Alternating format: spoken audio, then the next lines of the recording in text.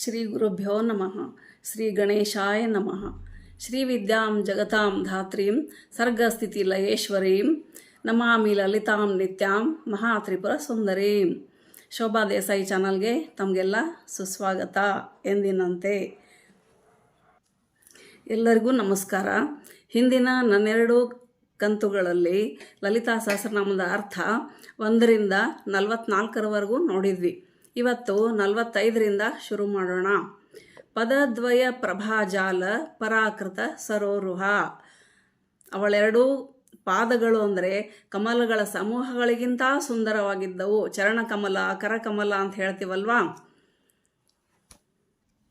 46ನೆಯ ನಾಮ ಶಿಂಜಾನ ಮಣಿ ಮಂಜೀರ ಮಂಡಿತ ಶ್ರೀ ಪದಾಂಬುಜ. ಝಣತ್ಕರಿಸುತ್ತಿರುವಂತಹ ಮಣಿಮಂಜೀರಗಳಿಂದ ಮಾಡಿದಂತಹ ಕಾಲಂದಿಗಳಿಂದ ಭೂಷಿತವಾದಂತಹ ಸಿರಿಪಾದಗಳು ಉಳ್ಳವಳು ಮಾತೆ ತ್ರಿಪುರ ಸುಂದರಿ ಅಮ್ಮನವರು. 47ನೆಯ ನಾಮ ಮರಾಲಿ ಮಂದಗಮನ. ಹಂಸೆಯಂತೆ ಮಂದಗತಿಯುಳ್ಳವಳು, ಸುಂದರವಾಗಿ ನಡೆಯುವವಳು, ಮರಾಲಿ ಮಂದಗಮನ.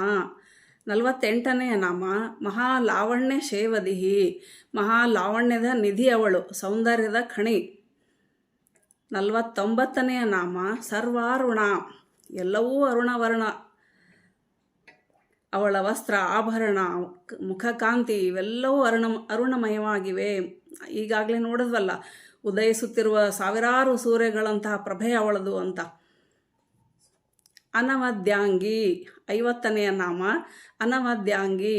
ದೋಷರಹಿತವಾದ ಅಂಗವುಳ್ಳವಳು, ಸುಲಕ್ಷಣವಾದ ಅವಯವ ಉಳ್ಳವಳು. ಎಲ್ಲದಕ್ಕೂ ಒಂದು ಪ್ರಮಾಣ ಇರುತ್ತೆ, ಇಷ್ಟಿಷ್ಟೇ ಇರಬೇಕು, ಹಿಂಗೆ ಇರಬೇಕು ಅಂತ. ಶಿಲ್ಪಿಗಳು ಆ ಪ್ರಕಾರನೇ ಮೂರ್ತಿಗಳನ್ನು ತಯಾರು ಮಾಡೋದು. ಅವಳು ಸುಲಕ್ಷಣವಾಗಿರ್ತಾಳೆ, ಪ್ರಮಾಣಬದ್ಧವಾಗಿರ್ತಾಳೆ. ಅನವದ್ಯಾಂಗಿ 50ನೆಯ ನಾಮ. 51 ಸರ್ವಾಭರಣ ಭೂಷಿತ. ಸರ್ವಾಭರಣದಿಂದ ಭೂಷಿತರಾಗಿರ್ತಾಳೆ. ಆಭರಣಗಳಿಗೇನೆ ಅವಳು ಭೂಷಣ, ಅವಳಿಗೆ ಆಭರಣ ಭೂಷಣ ಅಲ್ಲ. ನಖಶಿಖಾಂತ. ತಲೆ ಅಂದರೆ ತಲೆ, ಕಾಲ್ಬೆರಳಿಂದ ತಲೆವರೆಗೂ ಆಭರಣ ಭೂಷಿತಳಾಗಿರ್ತಾಳೆ. ಚೂಡಾಮಣಿಯಿಂದ ಕಾಲುಂಗುರದವರೆಗೆ 40 ಆಭರಣಗಳಿವೆ ಅಂತ ಕಾಲಿಕಾ ಪುರಾಣದಲ್ಲಿ ಹೇಳ್ತಾರೆ. 52ನೆಯ ನಾಮ ಶಿವಕಾಮೇಶ್ವರಾಂಕಸ್ಥ.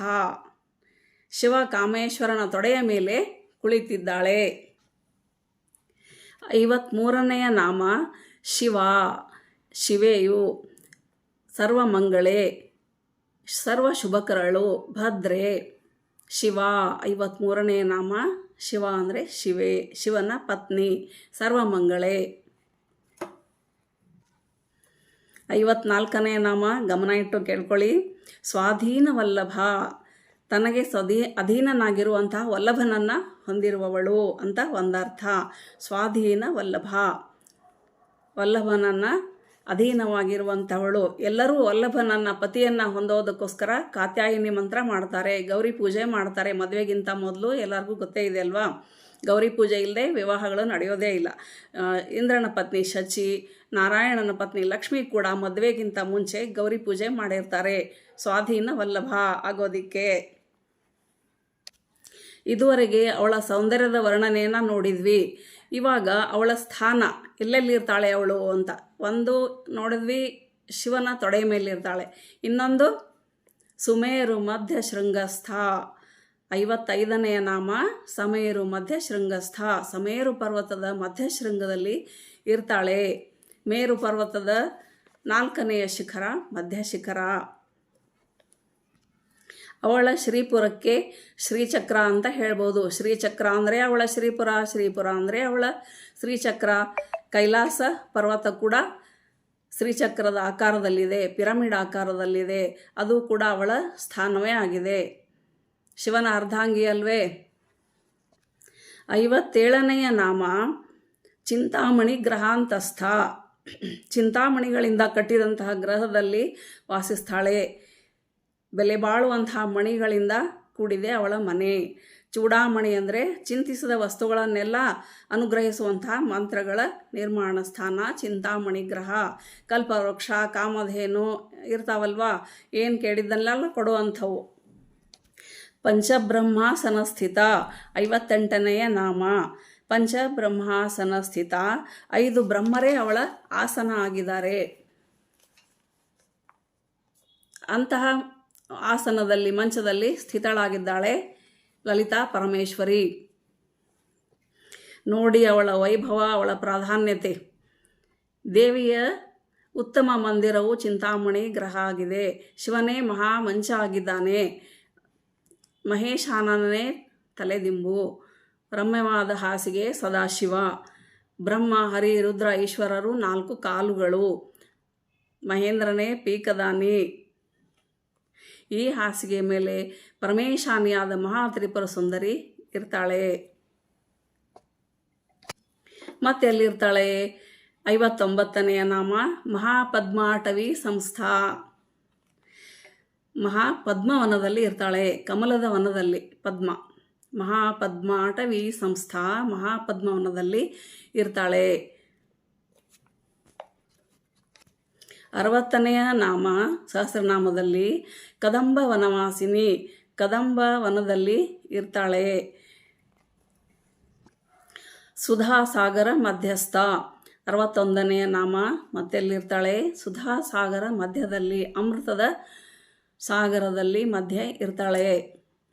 62ನೆಯ ನಾಮ ಕಾಮಾಕ್ಷಿ. ಕಮನೀಯವಾದ ಕಣ್ಣುಗಳುಳ್ಳವಳು. ಕಣ್ಣಿನಿಂದ ಪರಮೇಶ್ವರ ಅವಳ ಪತಿ ಕಾಮನನ್ನು ಸುಟ್ಟು ಹಾಕಿರ್ತಾನೆ. ಇವಳು ಮತ್ತೆ ಅವನಿಗೆ ಪ್ರಾಣ ಬರೋ ಹಾಗೆ ಮಾಡಿರ್ತಾಳೆ. ಕಾಮಾಕ್ಷಿ ಅಂತ 2 ಅರ್ಥ. ಅವಳ ಕಣ್ಣು ಆಕರ್ಷಕವಾಗಿವೆ, ಕಮನೀಯವಾಗಿವೆ. ಕಾಮನಿಗೆ ಪ್ರಾಣವನ್ನು ತಂದುಕೊಟ್ಟವಳು. ಕಂಚಿ ಶಕ್ತಿಪೀಠದ ಅಧಿಷ್ಠಾತೃ ದೇವಿಯ ಹೆಸರು ಕಾಮಾಕ್ಷಿ. ಕಂಚಿ ಕಾಮಾಕ್ಷಿ. 63ನೆಯ ನಾಮ ಕಾಮದಾಯಿನಿ. ಏನು ಬೇಡಿದ್ದನ್ನು ಕೊಡುವಂಥವಳು. ಮನೋರಥಗಳನ್ನು ಭಕ್ತರ ಅನುಗ್ರಹಿಸುವವಳು. ಕಾಮೇಶ್ವರನನ್ನೇ ಅನಾದಿ ಕಾಲದಿಂದ ದಾಯವಾಗಿ ತನ್ನ ಸ್ವತ್ತಾಗಿ ಉಳ್ಳವಳು. 64ನೆಯ ನಾಮ ದೇವರ್ಷಿ ಸಂಘಾತ ಸ್ತೂಯಮಾನಾತ್ಮ ವೈಭವ. ದೇವರ್ಷಿಗಣ ಸಂಘಾತ ಸ್ತೂಯಮಾನಾತ್ಮ ವೈಭವ. ದೇವರ್ಷಿಗಳ ಸಮುದಾಯದಿಂದ ಹೊಗಳಲ್ಪಟ್ಟಂಥವಳು, ಅಂಥ ಆತ್ಮವೈಭವವುಳ್ಳವಳು. ಸರ್ವವ್ಯಾಪಿಯಾದಂತಹ, ಅಖಿಲ ಪರಿಚಿತವಾದಂತಹ, ಅಖಿಲ ಪ್ರೇಮಾಸ್ಪದವಾದಂತಹ ಚೈತನ್ಯವೇ ಆತ್ಮ. ಪರಬ್ರಹ್ಮ ತತ್ವವೇ ಆತ್ಮ. ಅವಳು ತನ್ನ ಆತ್ಮದಿಂದ ಬೇರೆಯಾಗದವಳು. ನಮಗೆ ದೇಹ ಬೇರೆ, ಆತ್ಮ ಬೇರೆ ಇರಬಹುದು. ಅವಳಿಗೆ ಆತ್ಮವೇ ದೇಹ, ದೇಹವೇ ಆತ್ಮ.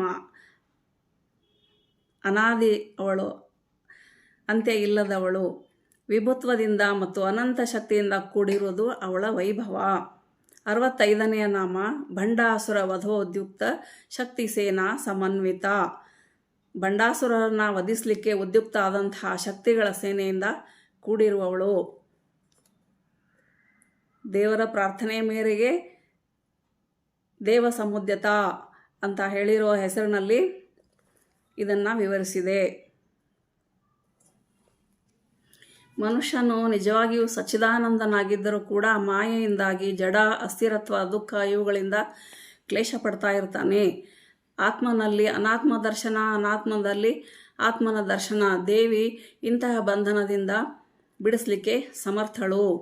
66ನೆಯ ನಾಮ ಸಂಪತ್ಕರಿ ಸಮಾರೂಢ ಸಿಂಧೂರ ವ್ರಜ ಸೇವಿತ. ಸಂಪತ್ಕರಿಯ ನಾಯಕತ್ವದಲ್ಲಿರುವ ಆನೆಗಳ ಗುಂಪುಗಳಿಂದ ಸೇವಿತಳಾಗಿರುವವಳು. ಬಂಡಾಸುರನ ವಧೆಗೋಸ್ಕರ ತಾನು ಏಕವಾಗಿರುವವಳು ಅನೇಕ ಅವತಾರ ತಾಳ್ತಾಳೆ. ಸಂಪತ್ಕರಿ ಎಂಬುವಳು ಒಬ್ಬ ದೇವತೆ.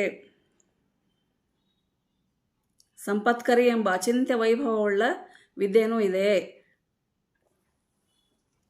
ಸಂಪತ್ಕರಿಯು ಲಲಿತಾ ಪರಮೇಶಾನಿಯ ಅಂಕುಶಾಸ್ತ್ರದಿಂದ ಉದ್ಭವಿಸ್ತಾಳೆ. ಸುಖ ಸಂಪನ್ನವಾದ ಚಿತ್ತವೃತ್ತಿಗೆ ಸಂಪತ್ಕರಿ ಅಂತ ಹೆಸರು.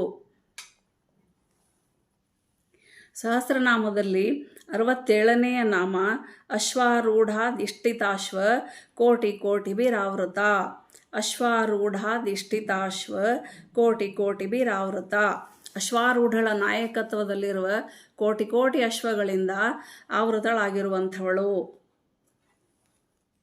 ಅಶ್ವಾರೂಢಳು ಶ್ರೀ ಲಲಿತಾದೇವಿಯ ಪಾಶ ಆಯುಧದಿಂದ ಉದ್ಭವಿಸಿದಂಥವಳು. ಅವಳು ಅಪರಾಜಿತ ಎನ್ನುವ ಕುದುರೆಯನ್ನು ಏರಿಕೊಂಡು ಹೋಗ್ತಾಳೆ. ಉಳಿದೆಲ್ಲ ಕುದುರೆಗಳು ಅವಳನ್ನು ಹಿಂಬಾಲಿಸ್ತವೆ. 68ನೇ ನಾಮ ಚಕ್ರರಾಜ ರಥಾರೂಢ ಸರ್ವಾಯುಧ ಪರಿಷ್ಕೃತ. ಎಲ್ಲ ಆಯುಧಗಳನ್ನು ಒಂದ್ಸಲ ಪರೀಕ್ಷೆ ಮಾಡ್ತಾಳೆ. ಚಕ್ರರಾಜ ಎನ್ನುವ ರಥದಲ್ಲಿ ಆರೂಢವಾದ ಸರ್ವಾಯುಧಗಳಿಂದ ಅಲಂಕೃತಳಾದವಳು. ರಥಗಳು 3 ವಿಧ: ಚಕ್ರರಾಜ ರಥ, ಗೇಯ ಚಕ್ರ ರಥ, ಕಿರಿಚಕ್ರ ರಥ. ಒಬ್ಬೊಬ್ಬರದು ಒಂದೊಂದಿರ್ತವೆ ಅವಳ ಅಂಶಗಳಾದ ದೇವತೆಯರು. ಆನಂದ ಧ್ವಜದಿಂದ ಕೂಡಿದಂತಹ ಉತ್ತಮವಾದ ಚಕ್ರರಾಜ ರಥದಲ್ಲಿ ದೇವಿ ಸಂಚರಿಸ್ತಾಳೆ. ಚಕ್ರರಾಜ ಅಂದರೆ ಶ್ರೀಚಕ್ರ ಅಲ್ವಾ. ಸರ್ವಾಯುಧಗಳಿಂದ ಅಂತಂದರೆ ಆತ್ಮಜ್ಞಾನ ಸಾಧನಗಳಿಂದ ಕೂಡಿದಂಥವಳು. ಈ ಆತ್ಮಜ್ಞಾನ ಸಾಧನಗಳು ಯೋಗಶಾಸ್ತ್ರದಲ್ಲಿ ಹೇಳಲ್ಪಟ್ಟಿವೆ. ಅಣುೋಪಾಯ, ಶಾಕ್ತೋಪಾಯ, ಶಾಂಭವೋಪಾಯ. ಶ್ರೀಚಕ್ರದಲ್ಲಿ ಸಿದ್ಧಿಯನ್ನು ಹೊಂದಿದ ಮೇಲೆ ಯೋಗ ಮಾರ್ಗದಲ್ಲಿ ಹೊಂದಬೇಕಾದದ್ದು ಬೇರೆ ಯಾವುದೂ ಇಲ್ಲ. ಅದೇ ಫೈನಲ್, ಅಲ್ಟಿಮೇಟ್. ಜ್ಞಾನ ಎಂದರೆ ಶುದ್ಧ ವಿದ್ಯೆ. ಶುದ್ಧ ವಿದ್ಯೆ ಅಂದರೆ ಶ್ರೀವಿದ್ಯೆ. ಶುದ್ಧ ವಿದ್ಯೆಯ ಉದಯದಿಂದ ಚಕ್ರೇಶತ್ವ ಸಿದ್ಧಿಯಾಗುತ್ತೆ. 69ನೇ ನಾಮ ಗೇಯ ಚಕ್ರ ರಥಾರೂಢ ಮಂತ್ರಿಣಿ ಪರಿಸೇವಿತ. ಗೇಯ ಚಕ್ರದಲ್ಲಿ ಆರೂಢಳಾದಂತಹ ಮಂತ್ರಿಣಿಯಾದ ಶ್ಯಾಮಲಾದೇವಿ. ಶ್ಯಾಮಲಾದೇವಿ ಅವಳ ಮಂತ್ರಿಣಿ. ವಾರಾಹಿ, ದಂಡಿನಿ, ಸೇನಾಧಿಪತಿ. ಗೇಯ ಚಕ್ರದಲ್ಲಿ ಆರೂಢಳಾದಂತಹ ಮಂತ್ರಿಣಿಯಿಂದ, ಶ್ಯಾಮಲೆಯಿಂದ ಪರಿಸೇವಿತಳಾಗಿರುವಂಥವಳು. ಅವಳು ಇವಳ ಸೇವಕಳಾಗಿರ್ತಾಳೆ. ಇವಳಿಗೋಸ್ಕರವಾಗಿ ಕೆಲಸ ಮಾಡ್ತಾ ಇರ್ತಾಳೆ. ಗೇಯ ಚಕ್ರ ರಥಾರೂಢ ಮಂತ್ರಿಣಿ ಪರಿಸೇವಿತ.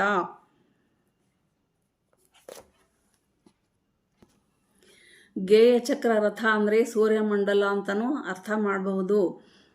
ಅದರಲ್ಲಿರುವ ಶ್ರೀ ವಿದ್ಯೋಪಾಸಕರಿಂದ ಪೂಜಿಸಲ್ಪಡ್ತಾ ಇರ್ತಾಳೆ ಯಾವಾಗಲೂ. 70ನೇ ನಾಮ ಕಿರಿಚಕ್ರ ರಥಾರೂಢ ದಂಡನಾಥ ಪುರಸ್ಕೃತ. ಕಿರಿಚಕ್ರ ರಥಾರೂಢ ದಂಡನಾಥ ಪುರಸ್ಕೃತ. ಕಿರಿಚಕ್ರ ಎನ್ನುವ ರಥದಲ್ಲಿ ಆರೂಢಳಾದಂತಹ ದಂಡನಾಥಳು ವಾರಾಹಿ ದೇವಿಯಿಂದ ಪುರಸ್ಕೃತರಾಗಿರ್ತಾಳೆ. ಕಿರಿಚಕ್ರದಲ್ಲಿ ವಾರಾಹಿ ದೇವಿ ದಂಡಿನಿ ಇರ್ತಾಳೆ. ಕಿರಿ ಅಂತಂದರೆ ವರಾಹ. ರಥ ವರಾಹಾಕಾರದಲ್ಲಿ ಇದೆ. ವರಾಹಗಳಿಂದ ಎಳೆಯಲ್ಪಟ್ಟಿದೆ. ಎಲ್ಲ ಪ್ರಾಣಿಗಳಿಗೂ ಒಂದು ಮಹತ್ವ ಇದೆ ನೋಡಿ ನಮ್ಮಲ್ಲಿ. ವಾರಾಹಿ ದಂಡಪಾಣಿಯಾಗಿರೋದರಿಂದ ಅವಳಿಗೆ ದಂಡನಾಥ ಅಂತ ಹೆಸರು ಬಂದಿದೆ. ಕಿರಿಚಕ್ರ ರಥಾರೂಢ ದಂಡನಾಥ ಪುರಸ್ಕೃತ. ಇನ್ನು 71ನೆಯ ನಾಮ ಜ್ವಾಲಾಮಾಲಿನಿ ಕಾಕ್ಷಿಪ್ತ ವನ್ನಿ ಪ್ರಾಕಾರ ಮಧ್ಯಗ. ಜ್ವಾಲಾಮಾಲಿನಿಯಿಂದ ನಿರ್ಮಿತವಾದ ವನ್ನಿ ಪ್ರಾಕಾರದ ಮಧ್ಯದಲ್ಲಿರುವವಳು. ವನ್ನಿ ಅಂದರೆ ಅಗ್ನಿ. ಚಿದಗ್ನಿಕುಂಡ ಸಂಭೂತ ಅಲ್ವೇ ಅವಳು. ಜ್ವಾಲಾಮಾಲಿನಿ ಕಾಕ್ಷಿಪ್ತ ವನ್ನಿ ಪ್ರಾಕಾರ ಮಧ್ಯಗ. ಸಮರಸಭಾವವನ್ನು ಹೊಂದಿರುವಂತಹ ಜ್ವಾಲಾಮಾಲಿನಿಯರೆಂಬ 5 ಶಕ್ತಿ ತ್ರಿಕೋಣಗಳ ಮತ್ತು ವನ್ನಿ ಪ್ರಾಕಾರಗಳೆಂಬ 4 ಶಿವ ತ್ರಿಕೋಣಗಳ ಮಧ್ಯದಲ್ಲಿ ಬಿಂದು ರೂಪದಿಂದ ಇರುವವಳು. ಜ್ವಾಲಾಮಾಲಿನಿ ಕಾಕ್ಷಿಪ್ತ ವನ್ನಿ ಪ್ರಾಕಾರ ಮಧ್ಯಗ. ಮುಂದಿನ ನಾಮಗಳ ಅರ್ಥವನ್ನು ಮುಂದಿನ ವಿಡಿಯೋದಲ್ಲಿ ನೋಡೋಣ. ಮುಂದಿನ ವಿಡಿಯೋ ನೋಡೋದಕ್ಕೆ ನನ್ನ ಚಾನಲ್ಗೆ ಸಬ್ಸ್ಕ್ರೈಬ್ ಆಗಿ. ಲೋಕ ಸಮಸ್ತ ಸುಖಿನೋ ಭವಂತು.